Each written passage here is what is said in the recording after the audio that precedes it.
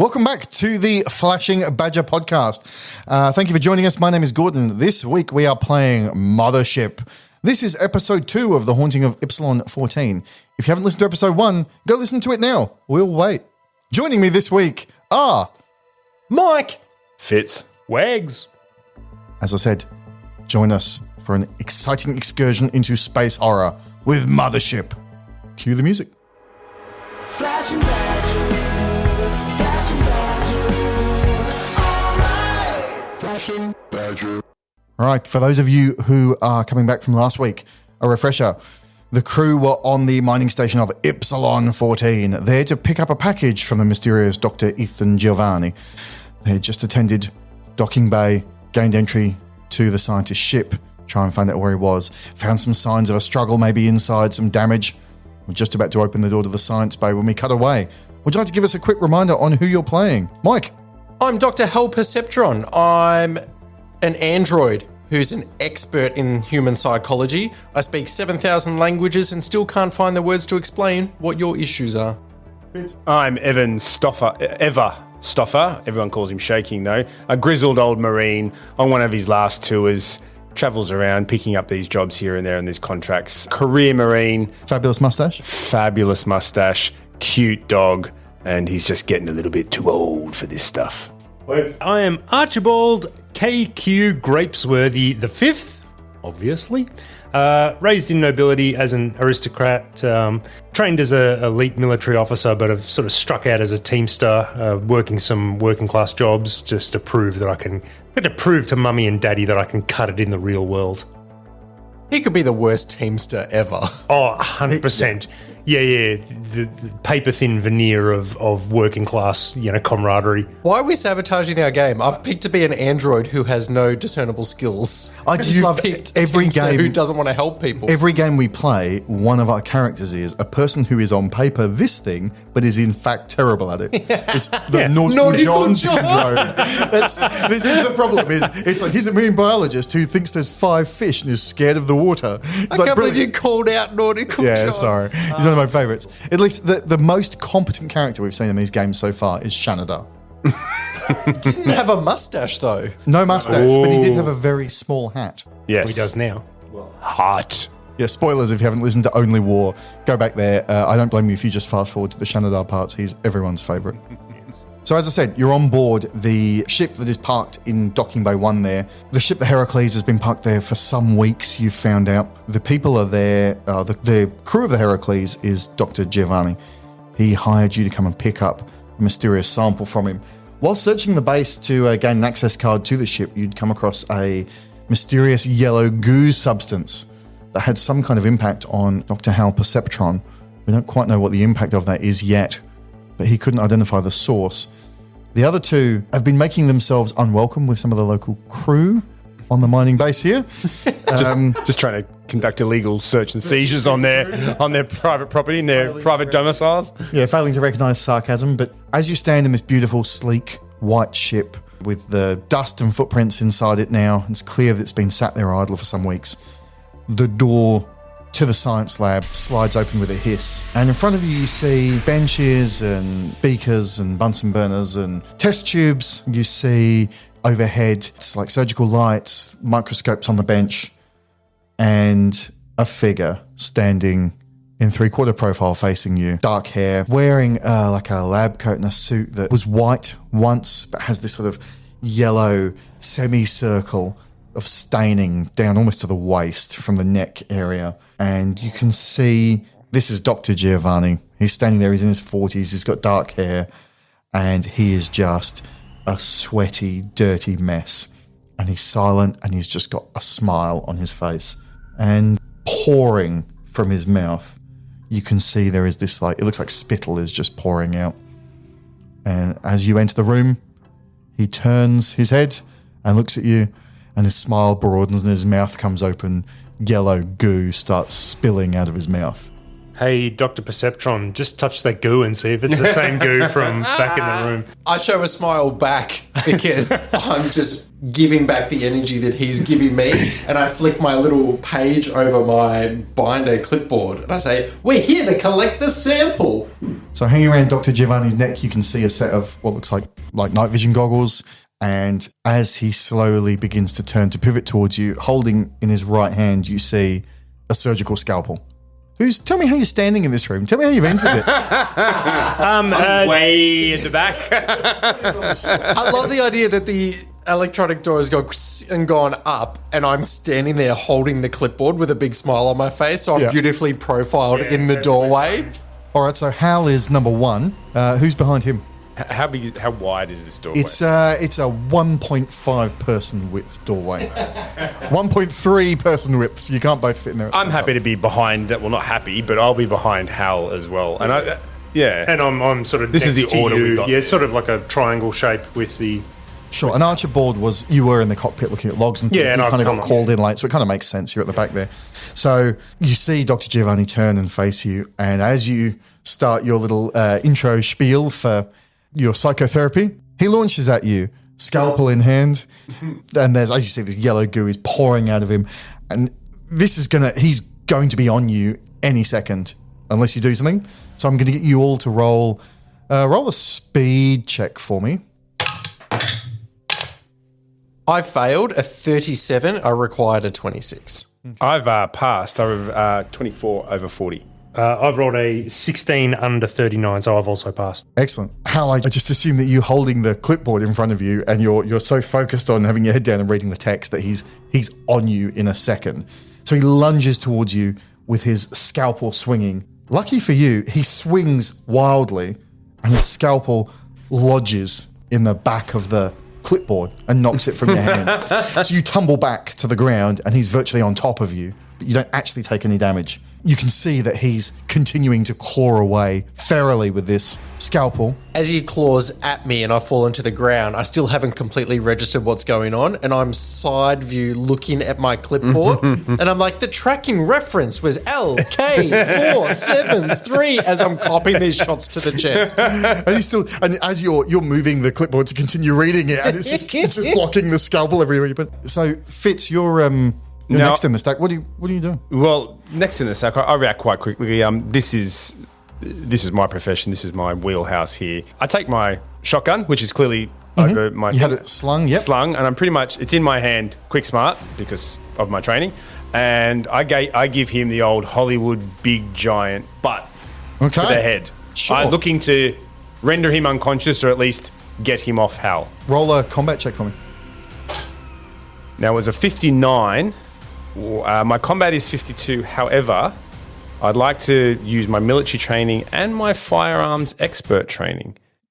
Sure. Well, I'll give you one of those, which makes it a pass. But My expert firearms use. He's primed to argue. He's like, no, I'm not sure expert firearms counts as using it as a bat, but your military training. You've got Military close- trained, I know how to do it. It gives me a win. So you shove the butt of the shotgun down, and it smacks into him on the collarbone, and sends the scalpel skittering away across the floor from his hand. And you see him visibly sort of slump as it hits him. He's still trying to claw, but he's clearly been sort of deeply impacted by the hit here. So Archibald, directly behind him, you see this like sickening crunch as the shotgun. And from what you see and hear, you think this should have broken this guy's shoulder, but he's still clawing away with that arm. What are you going to do? I feel like I need to drag Hal out of there. He's on his back, so I put one foot on the destroyed collarbone of Dr. Giovanni, and grab Hal by the back of his shirt and start pulling You're backwards. trying to kind of pry him off with a leg while you pull him. Yeah. Sure. Okay. Roll me. What do you think? Combat or a strength roll? Yeah, strength. Sure. Give me a strength roll. Strength. I've rolled 28 under 45, so it's a pass. Excellent. All right. So your foot impacts like with a crunch into the corner of his neck and shoulder there, and you drag Hal backwards, and he comes free with like a sudden, almost unsticking motion, which makes Dr. Giovanni slump straight over backwards and land flat on his back with this almighty thump. The sort of you'd expect to hear the wind rushing out of his lungs as someone gets winded and sort of body slam like this, but he stays unnervingly silent, and he's still just got this wide grin on his face, and you can see the yellow goo is now just streaming down his face into the deck. The grating on the deck there, it's just filtering its way out of the ship. And he sprawls on his back and is just completely immobile now. There's no reaction from him. He doesn't appear to move. He just seems flat. His breathing is still coming, but he seems unconscious. He's shaking. Do you want to keep your gun trained on him in case of a sudden movement? 100%. Yellow goo pouring from the mouth. Yeah, Yellow goo, man. Yeah, maybe. Not a fan of that. Yeah, I think we'll keep the shotgun right aimed at his head. Shall we check out the room quickly, Dr. Hal? I think. Are we're not still in some kind of combat turn order? Yeah, we don't really do formal combat in Mothership. It's kind of actions are like other actions. Tell me what we're going to do, and I'll tell you if it's risky or not. I think we just get out of the room, lock him in. I'm There might be stumbling back something- up. I'm slowly sitting up onto my butt, and then I'm trying to get to my feet, and I'm coming to grips with what just happened. And because you dragged me out, I'm like, this was just two doctors settling their differences. We're signing the invoice. So you can see, now that he's out the way, you can see that on the sort of desk that he was standing in front of, there's some papers and there's little, sample tube containers things, and there's a data screen on there with data being logged and going through, continually sort of updating on the screen in front of you. You can see that there's, like I say, the set of goggles around his neck. You can't see what's in his pockets or anything. The front of his clothing's stained, but the goggles look like they're probably untouched. And most of what's going on now is he's just kind of lying on the back. The eyes are closed. And again, seems to be panting. I think, military man, just keep your gun pointed on him, and Hal and I will scope out the room and see what value there is in there. And then if he does make any sudden movements, at least you've got the initiative and you Should we time up? time up. But involves getting close to him and getting our hands on him. He's covered in yellow goo. I've now stood and I've done a trained dust off motion of my clothes, even though there's no dust, but it's something programmed in me that I've stood, I have dusted myself off, and I walk straight to the computer with the rolling text. Yep, perfect. Having a background and trained skills in computers, I've discovered there's something that I can apply my skills to, and I am now ignoring everything else and walking over to the computer. Perhaps the information regarding the sample will be on this computer. Right, you interrogate the computer, you keep your gun focused on him. I'm going to go away for a dry martini. Is anyone freaking out that, this guy, he's hired us, he's meant to be giving us something, he seems to have gone crazy. We're going to guess he's maybe infected with something. I'm happy to cable tie him delicately. Delicately? Yeah, well, delicately for me. I'm sure this is a lab, there's gloves. There's gloves, yeah. You're all putting on a set of surgical gloves? Or? Yeah, I'll put on a set of surgical gloves and I'll cable tie the young doctor. Sure. So you go scrounging through the lab supplies. There's different drawers and there's all kinds of, for geology core samples and all different tools and things. And sure enough, there's a container there with some chains and some ropes and things for, block and tackle and that sort of stuff. And there's cable ties and connections in there. So if you want to tie them up, you can do that. Yeah, I do that. And I do that trying to observe a bit of gloves and a bit of, germ safety. So you're taking efforts to infection control. Yes, that's the word I'm looking for. Cleanliness is the word you're looking for. I use it I don't use it often enough. What do you want to do with him while he's there? Well, I'm doing that while these guys are checking the computer, I think. Yeah, do you want to do anything with him? Do you want to put him somewhere? Do you want to? Yeah, I'd pat him down. I'll take the goggles off him. I'll, pat him down for any other weapons he might have on him as well. The military training's kicking in here, and I'm going to make sure that he's no more of a threat, or at least amount of a threat as possible. And then once that's done, if I find anything on him, nothing in his pockets but knives and lint.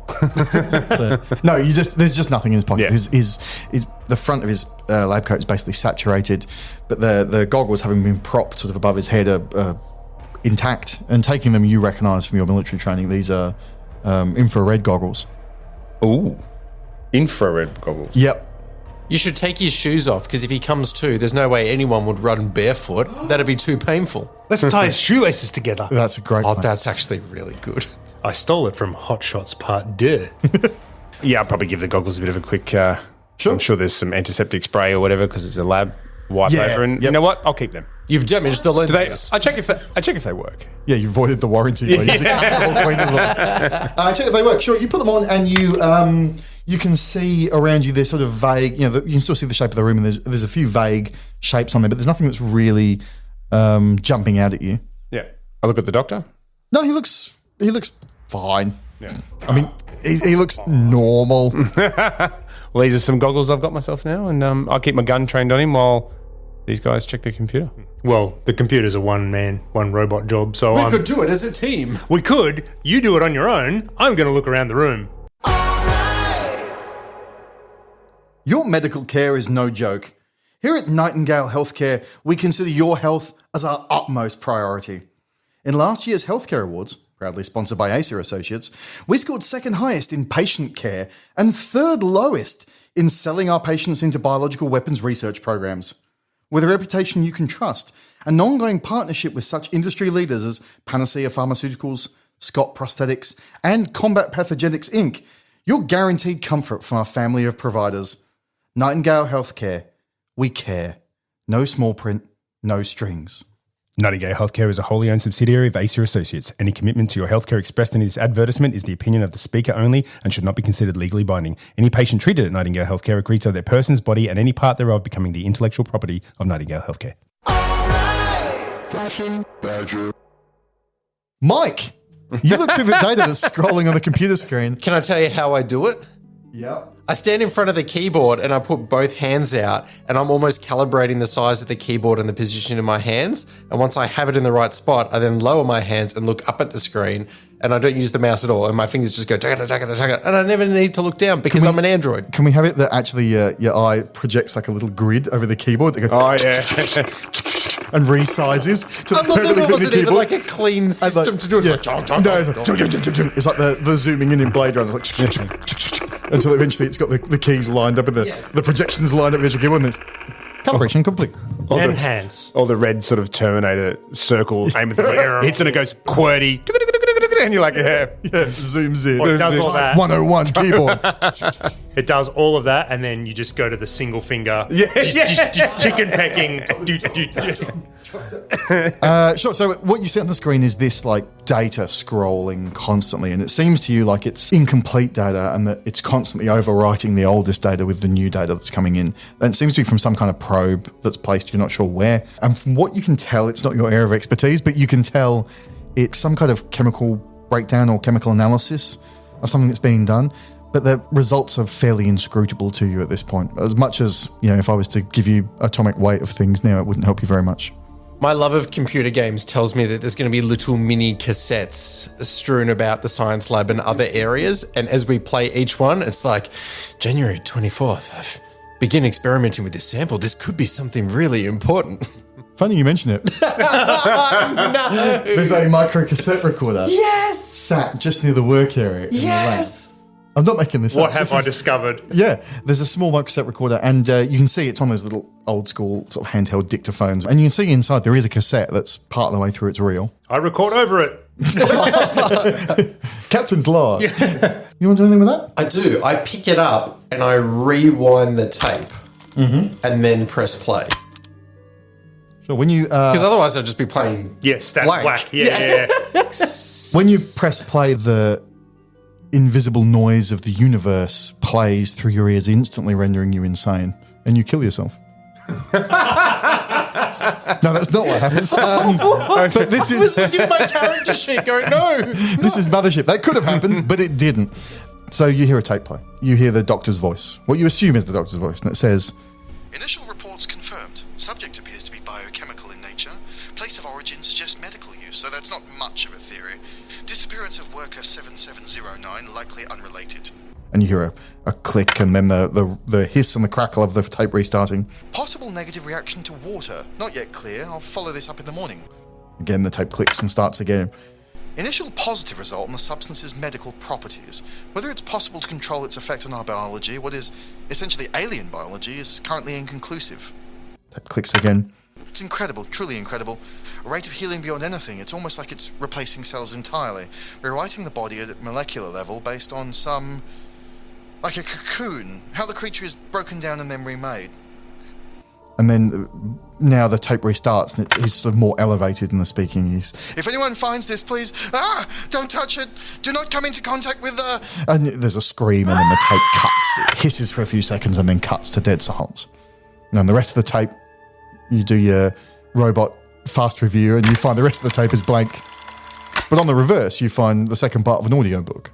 It's John Grisham's The Firm. It's The Notebook. I replay that little bit that says, don't come into contact. And then I let it sit for a second. Then I rewind and I play that again. And it says, don't come into contact. And then I look at my thumb and forefinger and just do the pinch again. And there's still a little bit of yellow from earlier. And I look around and then just wipe that on my jacket. Yeah, no one saw that. No one's, yeah. I love it.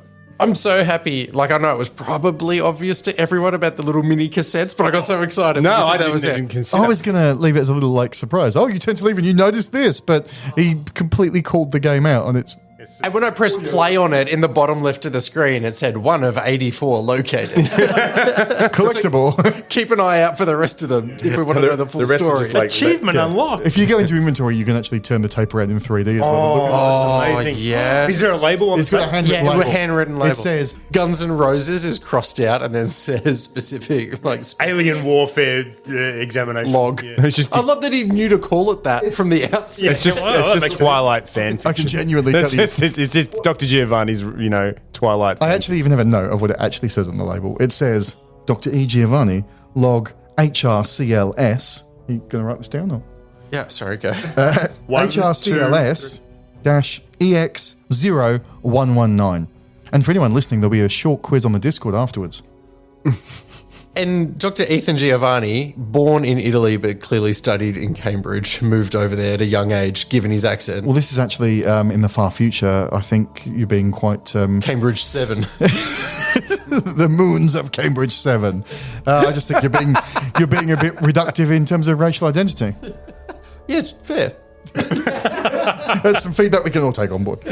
Fantastic. So he's tied up. So what would you like to do? I think we should get out of here. Have we finished searching the room? Is there anything else that we need to... Do you think we've had a good enough look through? Given we're looking through for gloves and antiseptic spray and all that No, jazz. there's more to search in here, I think. I've played Delta Green with Mike. I know that we shouldn't let him do too much searching because it takes a very long time. I'd like to remain here and Forgotten search. about that. Prepare for my 9 minutes of searching. Would you like to search this cabinet? No? Are you sure?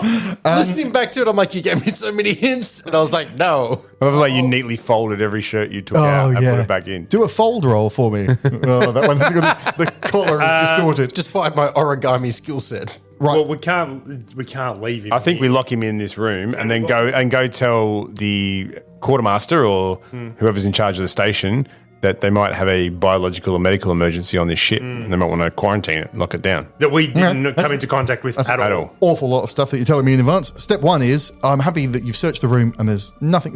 There's normal science stuff, and if there's something in there you need, we can negotiate whether it's there or not. Take a few extra gloves. There's you take a whole box of gloves. Beautiful. Now you're encumbered and you can't move. What size gloves did you want? What size gloves are there? Medium, large, small. Large. Oh, they don't fit. No, so I can put one on my head and make like a rooster. You can take gloves and masks and whatever kind of safety goggles, whatever kind of quarantine stuff you want. I take a couple of handfuls of each and Sure. shove them in there. Sure, they'll be there when you need them, whether you pick them up or not. Beautiful. So you make your way. Are you leaving the ship? I think we lock him in back in the science lab. Yeah. Can you, Dr. Hal, can you get on the computer and do some sort of security override? I'll check if the security protocols are accessible in the computer. Yeah, from the cockpit controls, you can lock off, like do the hull breach kind of lock on the doors, so they're not able to be overridden. It would appear that I can do the whole bridge Do the thing. overridden something. Do the thing what the omniscient narrator said we could do. But once I press the thing, we've only got 7 seconds to get off the ship. Otherwise, we might trip the alarm ourselves. So get ready. They're ready to sprint. When you can't even repeat the thing back that I've just given you, I'm actually thinking of making you roll for it now. No, but, don't. Sure, you can have it. Yeah, you do the hull breach protocol, whatever, and the door locks, and it's only going to be unlockable from that cockpit computer. Excellent. Yep. We're standing outside of the room. I think we get off the ship. I think we head back to our ship where I've got a combat shotgun and some extension cord, but mostly it's the combat shotgun. I look at my manifest in front of me and the invoice of items to be delivered and to be collected. And I say, do you think it could be the same sample? It's not. These are small little test tubes of stuff. These aren't the sample you've been contracted to pick up is it's a 1 kilo weight. This isn't the right one. Oh, but I mean the reference in the tape and what's happened to him. Oh, yeah, maybe. Is what I'm saying. I'm not asking you, is the Oh, okay. Well, TM. I'm asking Sure. them. Excuse me, God. yes. No, I think we need to let the station know. Yeah, I think you're right. We should speak to Sonia. Well, now I'm thinking we saw some of this yellow goo in someone's room, didn't we? Thankfully, none of us touched it. Thank God. No, Play, can you play the dum dum dum? Straight in on my eyeball. None of us are real people. Oh, Oh. that one uncalled for. It was. Sorry. He prefers the term artificial person. Maybe we avoid contact with Kantaro. Why? It was in his room what we located yellow goo. I think we find. I would suggest, and I'm putting this to the group, that we go find Sonia and let her know that she may have a biological contaminant on her station.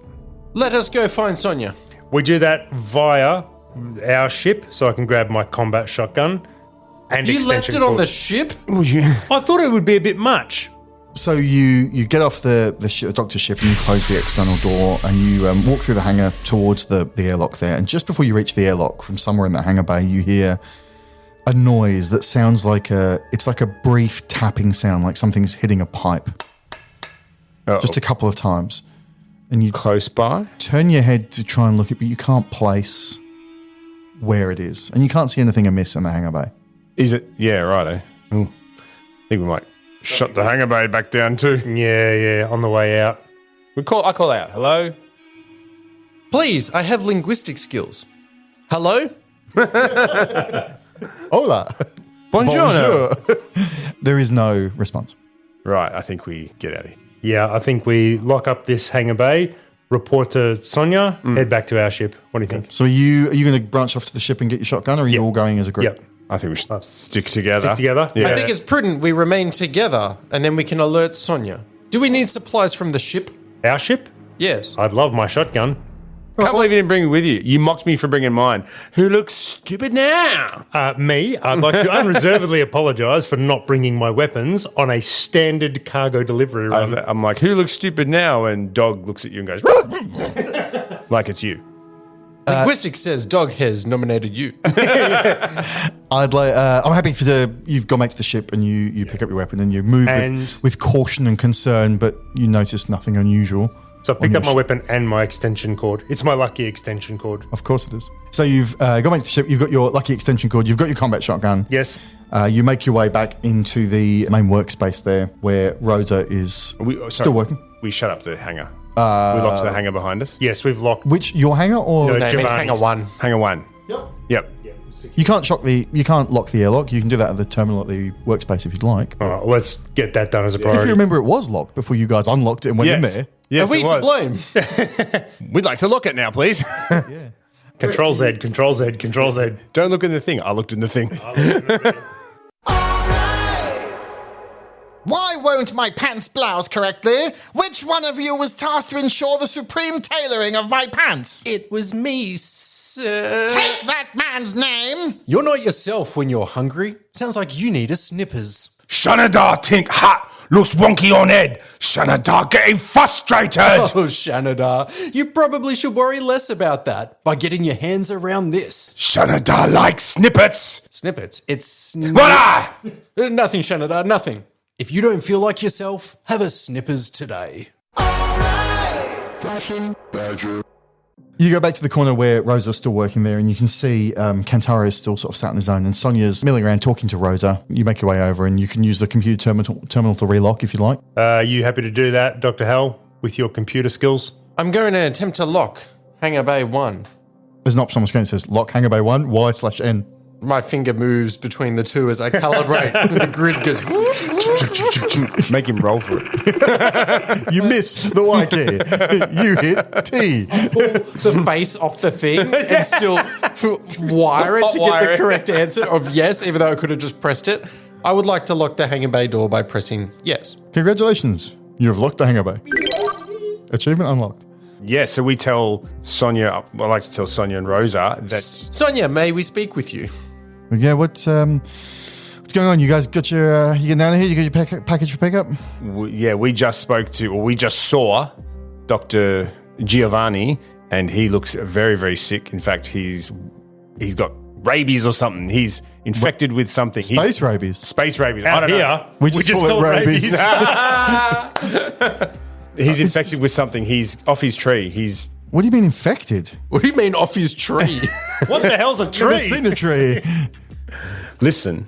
Stop mocking my colloquialisms and listen to me. I'm Yes, threaten the station master. I yeah, like it. Yeah. but I don't appreciate the patriarchy.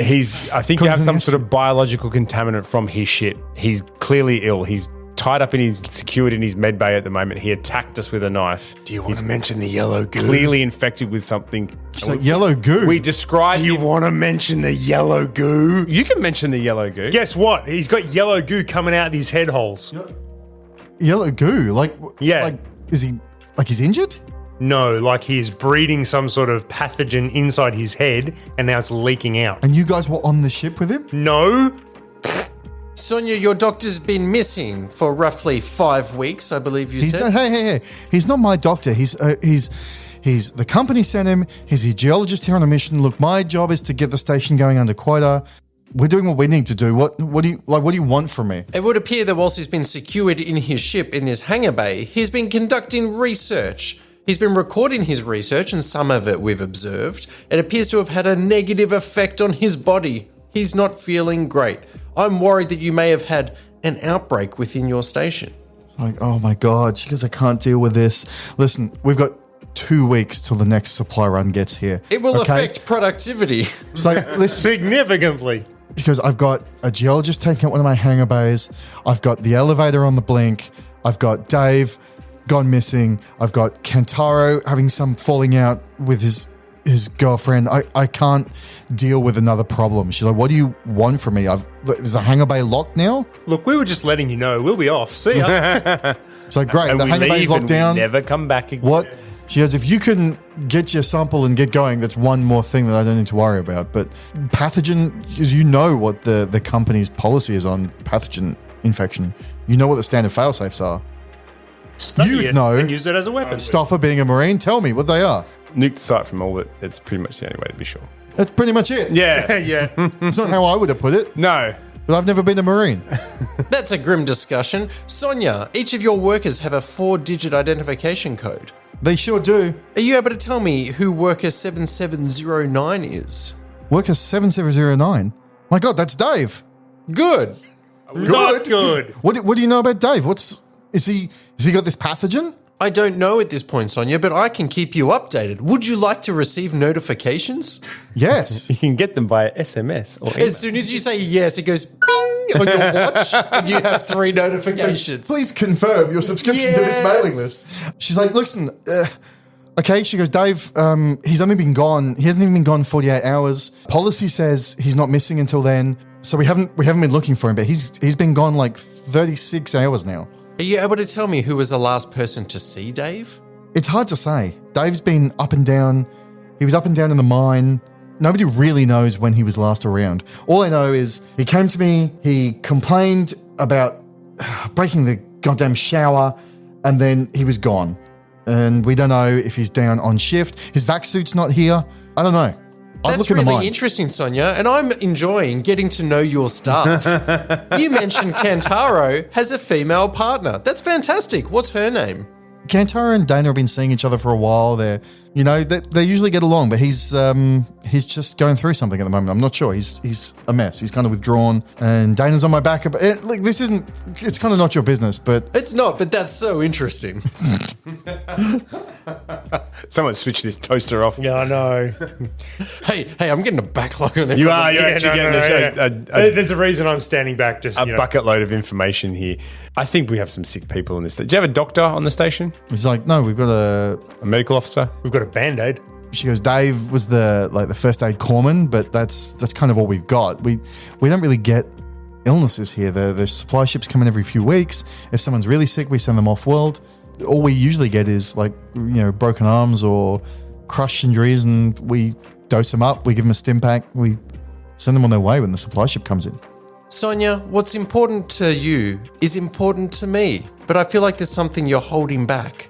And I reach out and I place my arm on her shoulder, and I'm trying to use my expert skills in psychology to see if I can get Sonia to open up. Sonia's like, you can tell, you can just feel, using your training, your programming, you can feel that Sonia is like at an edge. She's like running her hands through her hair in stress, and she's, despite still putting on a positive face, you can tell she's like near breaking point on this, and she's obviously feeling the pressure. She says, look, like I said to you, I know policy says we've got to wait 48 hours to report Dave. I need to wait. We need to keep the quota going or else they're going to shut us down. Yeah, he's missing. We'll start looking for him when the time ticks over.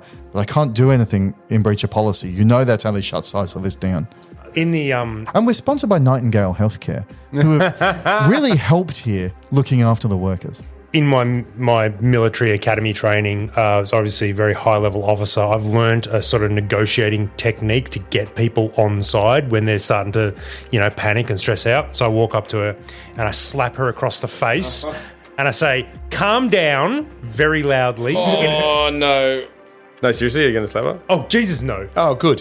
I think slapping the only authority on this station and getting her offside might not be helpful. So No. I think we have enough information to sort of become autonomous and start making headway on our own. Okay, so where do you want to go? Sonia, before I do leave you, you're worried about your quota and your productivity. May I make a recommendation? So yeah, what do? I recommend that Kentaro be stood down for a short time so that he may rest, perhaps be secluded in his room. And then, when he's feeling better, he will be more productive and will get further gains out of him in the hours to come. It's that human touch that makes us love you, Dr. Howell. She's like, look, yeah, okay, I'll tell Ken to go back to his room and hopefully Dana can talk some sense into him when she comes off shift. Where's Dana right now? Dana, and she's again like doing the stress. She's like, Dana and Ashraf, they'd be, they're both running the team. They'd be down in one of the tunnels. Down, you can't help but follow the signs. They're in the active zone of the mine tunnels. Can there also be a painted line on the ground for the tunnels that just takes us to the mine shaft entrance? Different colour though. There's painted lines for everything. Yes! Nice. I don't think we're going to get much more out of Dana. She seems like a big a big corporate stooge, and she's going to stick to policy. I thought she was lovely. I thought she's very nice. That's not a negative. After I slapped some sense into her, she was great. I think our answers await for us down in the mine shafts. I think she probably needs to do a roll call to make sure everyone's accounted for and feeling well. I'm worried that Sonia's no longer operating at her best because of her stress. We may need to find the answers ourselves. I did notice there was a set of protective gear outside the mine shafts. Do we want to get involved? We have a job. We have a mission charter. Perhaps our sample is down there.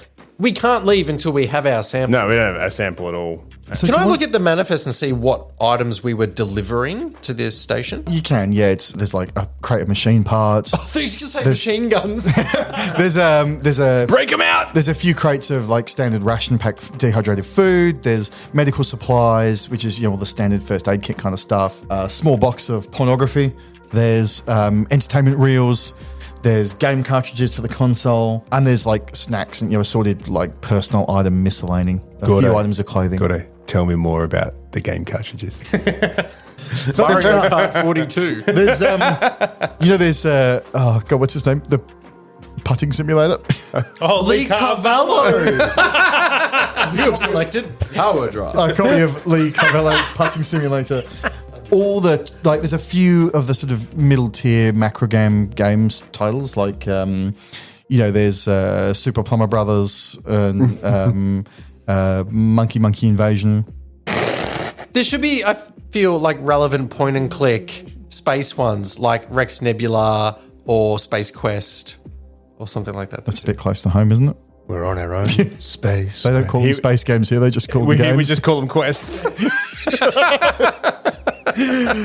Again, encourage my companions to the mine shaft. Yeah, and on the way to the mine shaft, because it's on the way, why don't we just have... I'll get in my ship and leave. have a quick word with Kant. He's just sitting there, isn't he? Yeah. Yeah.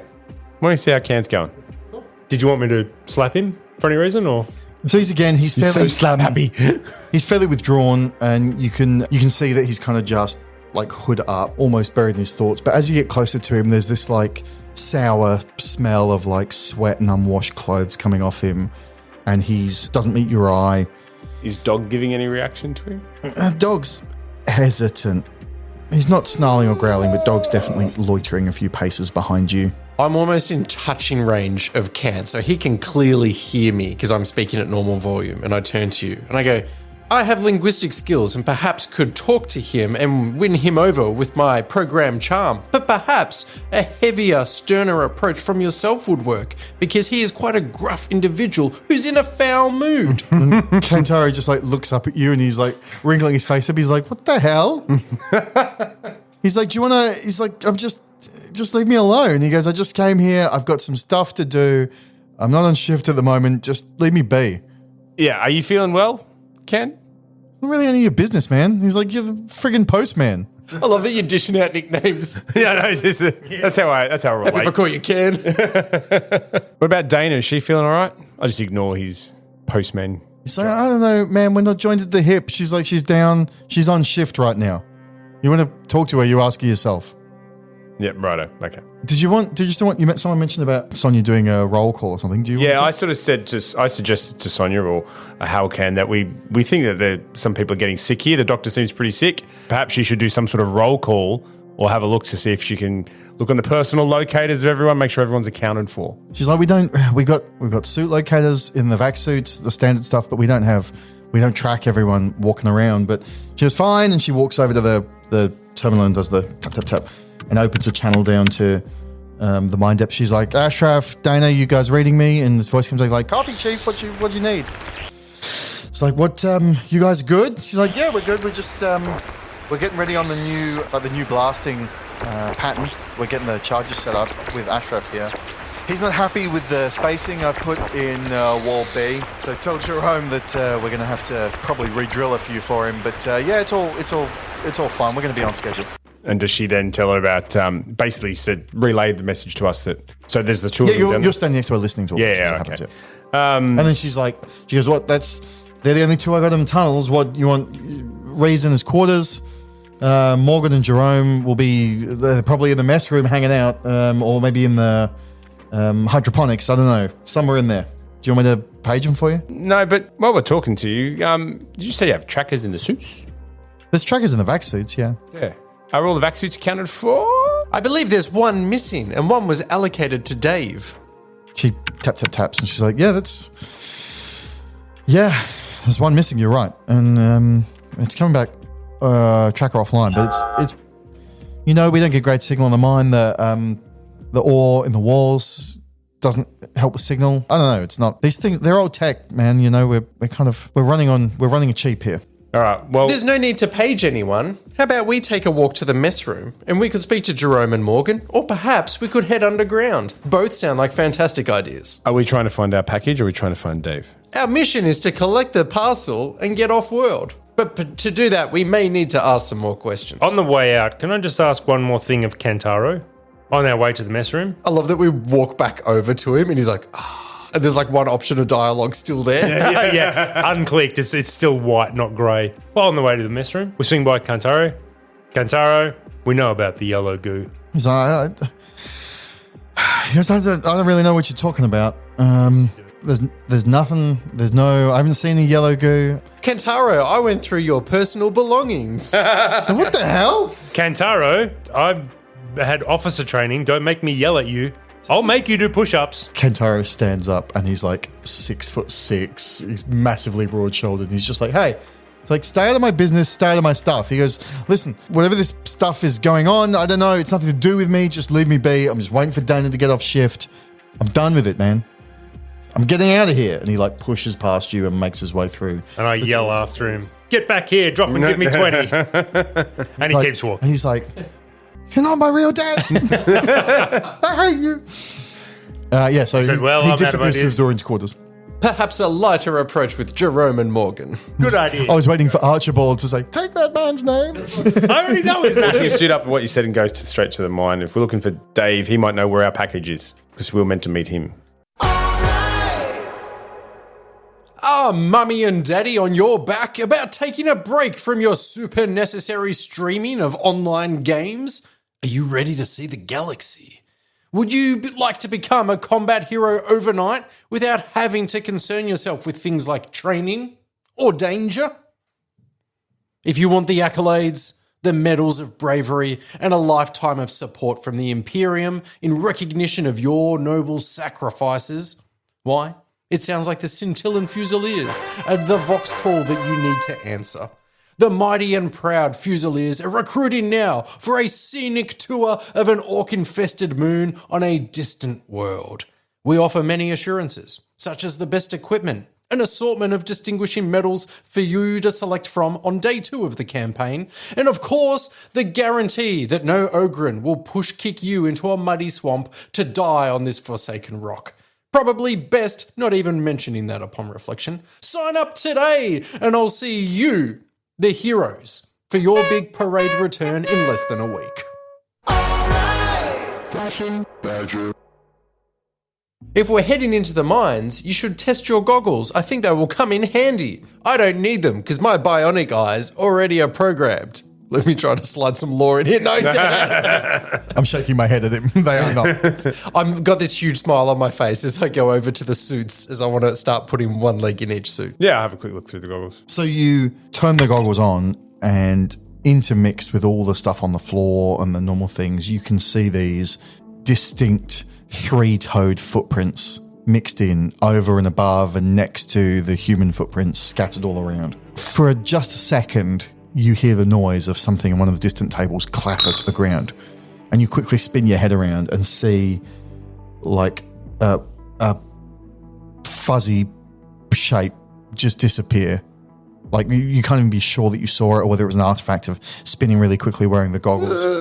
But you can definitely see these footprints on the ground are fairly clearly defined. What is it, Eva? You seem distracted. I think I just saw, there's something here. There's something else here. There's something else here. And I let them all see with the goggles for themselves. I think I just saw something. Check out these footprints. What You way also are know- the footprints? They're all around. Like they're it's like footprints around a watering hole. They're just scattered. I'm starting to lose my sense of humour about this situation. Yeah, I think this is... Do a fear check for me, everyone. Now, interesting, I've rolled an 86. My fear is 82, so I've failed. But I believe that when I fail a fear saves made by close friendly players are at disadvantage. So Okay. they have to roll a So disadvantage, if you guys, and I failed. if either of you have passed, No, no, I didn't pass. So you disadvantage. In fact, roll again because if you fail on doubles, that's a critical fail. I've rolled an 88. I've passed on that one. It doesn't- Yes, it doesn't yeah, the count. So disadvantage. you get a single fail. So you can have 2 stress, and you can have 2 stress, Mike, and Wegs, you can have 4 stress. I'm feeling a little stressed. As am I. If you believe you've seen something that only the goggles can detect, would you like to retain their use and continue wearing them? Yes, I've definitely seen something out of the corner of my eye. I think we definitely... Do you think it's worthwhile letting Rosa and Sonia sort of know this, show them ourselves? Sonia seems so stressed already. I feel like we're putting too much on her plate. I think that will actually tip her over the edge, and I don't think she will be able to contribute. Like, if we told her and she could handle it, I think it'd be a good move, but I think it will just break her. Yeah. And then chaos will ensue. I think for the time being, we keep this to ourselves and maybe head to the mines to see if there's anything we can figure out down there. This thing you saw, it was out the corner of your eye. Yeah. Do you have an idea of the direction it went? We may be able to follow its tracks. As you spun your head, you saw that you thought it disappeared down that door towards the quarters direction. All right, maybe we'll just follow that way. Like it was near that door frame that it just flickered into view and out of sight very quickly. Should we actually check the station's inventory to see if there's any more infrared goggles? Because I think you and I, Dr. Hell, I think we should have a pair. You quickly check on the computer. There are not. There aren't any more. Hey, Soldier Boy, can I borrow your infrared goggles? Absolutely not. Yeah, good call. So which way are you going to go? Quarters. We're going to head towards the quarters. That's where Kanto headed as well. Are you keeping the goggles on? Yes. Okay. So well, if at any stage you feel like you want to make a panic roll, you can tell me. But you make your way through the door into the quarters, and again, the footprints are omnipresent. They're all over the place. And you can't see any specific pattern going to and from, but you can see marks up and down the wall, on the walls, as if something's dragged over the walls as well. But again, you find yourself in the quarters. There's these 10 rooms in front of you, the different crew quarters. There's one door that leads towards the washrooms, one door that leads towards the mess room, and the hydroponic station. Let's head towards the mess room. You're already walking that way. I'm following you. Remember that Jerome and Morgan are there. You swing open the mess room door, and there's an automated kitchen unit in one corner of the room that takes up, there's a handful of little tables there. In the middle of one table, there's a few sort of personal effects left behind. And off in one side of the room, behind like a glass wall, you can see there's a hydroponic garden there. You can't really see inside the glass because it's there's misters and stuff going, so you can't really see inside there. You can see that there's some movement in there, but you can't tell what it is from where you are. But on one of the tables, you can see what looks like some personal effects that have been left behind. Oh. Do you want to go check those out for... Oh, should we go check them out? Yeah, I'll check it out. In fact, you cover us. You keep those infrared goggles on and keep an eye out. The kitchen and then Dr. Hal and I can do the legwork, and you can keep us covered. Are there prints all over the kitchen area as well? Everywhere, okay. There's none in the vicinity of the hydroponic garden, though. Like, you can see there's a big, like, exclusion zone around that. There's nothing. There was something in the tape about water testing. So there was an effect from water, which was a negative effect on his sample, but further testing had to be conducted. Okay, well, that might be handy to know. We need a place to retreat to. So who's going to this table? I'll go over. I point at the automated kitchen device and say, I did training with that guy. I went to high school with that guy. As you approach, you can see sitting in the middle of this table is a cassette tape. Number 2 out of 83 collected. No, it's number 4. You're like, And as you get closer, just roll me a speed check. Oh, I've rolled a 2 under 39, so I've passed. So as your foot lands near the table, at the very last moment you notice something and shuffle your foot back out of view, just as this orange tail retreats under the table, and leaping up onto the far side of the table is a small hissing cat. You see a collar around his neck with it's got a little tag on it with a crown on one side, and as the collar rotates and sort of catches the light, you can see it says Prince on the other side, and it hisses at you loudly and scutters off and disappears into the sort of realm of the kitchen unit and slinks in among the cabinets and disappears. Is this related at all to the footprints that even are around more the prints place? throughout this room. I see that. That's very good. I enjoy it. Making fun of my poor diction between the word prince and prince. The artist. The feline formerly known as. That's the joke I was going in the next break. That cat was it formerly wasn't known always as. called that. Yeah. Well done. So there is a small cassette there on the table. Yes. You can Inside a tiny cat-sized walk. You look at the cassette. That says Little Red Clawvet on it. This guy. You're too good for this podcast. He's definitely not. So you see B-side is 1999 Lives. This guy also. I feel like we're pitching in the amateur leagues. Oh, you mean like the cat that got the cream? You did it. I saw you light it up, and I'm like, I'm going if you don't. Yes.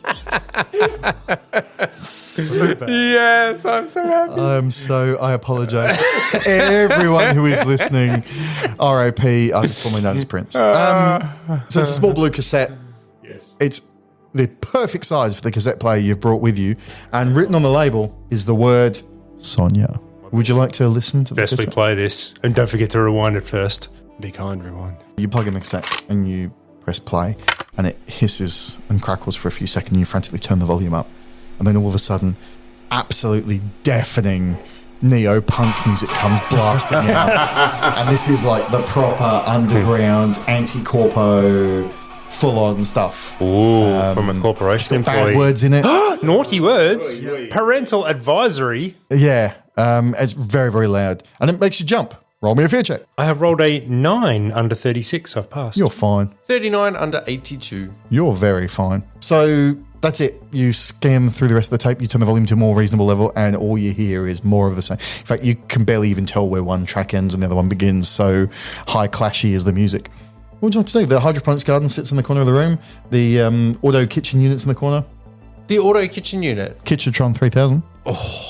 Good model. A funny guy, too. I'd like to try and locate a bottle of water. Yep.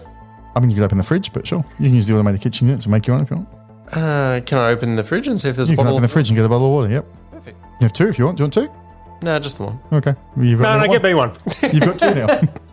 This is the beauty of being omniscient is there can be five if you I'll want. wait till the fridge is closed and he's just about a step away from us and go, oh, can you grab me one as well? We all now have a bottle of water. Excellent. We haven't located Jerome or Morgan, but they may have been in the hydroponic. Let's head to the hydroponics lab. Sure. So just outside the door, the glass door to the hydroponic lab is like a rota, a staff rota, and you can see on there's all different crew members month per month about who's responsible for uptake. The most recent name on the list is Dave. And looking through, now that you're close to the glass and looking through the door and the mist and everything inside, you can see that the plants in there are in poor shape. Like they're wilting, and it looks like this is a garden that's on the brink of death. Oh, sorry, you can see a shadowy figure moving around inside. I'd like to open the door. Yeah, and call out to the figure. I press the keypad and attempt to open the door. Sure. Yeah, the door just hisses open, and this voice comes in. It's like, "Hello? It's Dr. Hell Perceptron. Who?" Hi, you must be Jerome or Morgan. So no, man. He's like, Morgan was here a minute ago, but I don't know where he's gone. He's gone somewhere. But yeah, I'm Jerome. What can I do you for? Jerome, I've heard so many interesting facts about you. Would you like interesting facts He's like, about it wasn't that bitch Sonia, was it? Sonia? I've met Sonia and heard so many interesting facts about her. Yeah, well, would you don't like to believe- receive notifications? Don't believe any shit she told you about me, okay? What's going on with you and Sonia? Like, listen, she's a filthy corpo stooge who's come in here. She doesn't care about anything except the bottom line. She just goes on about quotas all the time. She's a slave driver. Like, if I wanted to work in some highfalutin corpo job, I'd be back on my homeworld. I wouldn't be living here in the off-world colonies trying to make a better life. What do you care about, Jerome? What do I care about? I care about the people around me. What's going on? And as he's talking, you can notice he's like missing one of his top like canine teeth. And he's wearing these, he should be wearing his overalls like everyone else has been wearing, but he's actually wearing these like jeans and this t-shirt it's like a singlet, it's got Leonard Skinner on it. And he's dripping with water from being in the hydroponics lab, but he's just giving you this vibe of he's very standoffish, his shoulders are up, and he's clearly not in love with having an android in his face talking to him about the benefits to the corporation. You're working very hard in this hydroponics lab. However, the plants don't reflect it. What's the matter, Jerome? It's like, well, I'm trying to pick up where Dave left off. He's like, I don't know what he's you can't just leave the lab for a couple of days and expect it to go on. It's like, these things need constant care. You got to keep changing over the filters. You got to update the nutrient mix. It's like, I don't imagine that friggin' Toaster knows how to deal with plant care, but it's not just fire and forget, man. Do you know where Dave is? Does anyone? No, is that what's happened in here? He hasn't tended to it? Like, yeah, well, Dave's job, and he hasn't been doing it, and the bitch Sonia won't even look into it. She's like, 48 hours gone. So she wouldn't investigate if her own mother went missing for 48 hours. Are you feeling all right, Jerome? Am I feeling all right? Yeah, feeling sick? Anything like that? He's like, no, I fucking love picking up someone else's shifts on the hydroponics roster because they won't do their job. I love having to go back to pre-planned meal packs so we don't starve to death. It's sick, man. Thanks. Can I try my patented officer training move on this guy? Because I feel like he's bringing it on himself. Are you going to slap him? Yeah. No. I think he deserves a slap. He's been lovely. He's actually been so nice. You just want to glove slap people. Because listen, Morgan was making more than enough noise about being worried about Dave being missing. I don't know. I know what's going on, but he's left. Have you seen it? You didn't see him come out when you came in? Like, he can't have been gone more than 5 minutes. Morgan? Where was Morgan going? I know.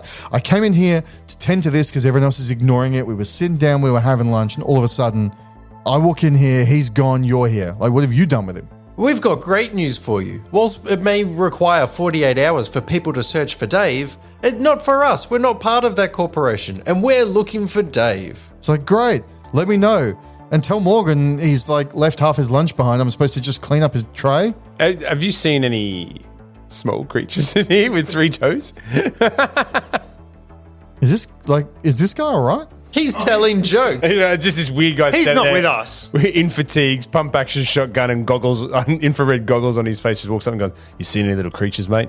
This guy think we're getting invaded by Martians? Like, just stay away from him, man, okay? He's like, keep Mr. fucking high and tight on his side of the partition, pal, all right? I know your type. And with that, Jerome kind of like turns back and shuts the door, like pulls the door shut behind him and goes back to adjusting the dials and things in the hydroponic lab.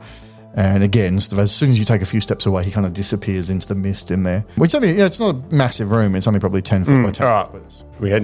You're heading down the mine? Or we're going to look for Morgan? Sorry. So you now have potentially 2 missing people that have been reported to you. This sounds like a mystery. Sounds like the kind of thing that you should investigate next time on the Flashing Badger podcast. Because we've run out of time today, I hope you've all enjoyed listening. This has been Mothership, Haunting of Ypsilon 14. Mothership's by Tuesday Night Games. It's fantastic. Check it out with our affiliate link on DriveThruRPG if you'd like to see it. There's a free sort of starter rules, which are all you need, and they're brilliant. Fitz, tell me about your favourite thing that happened this time.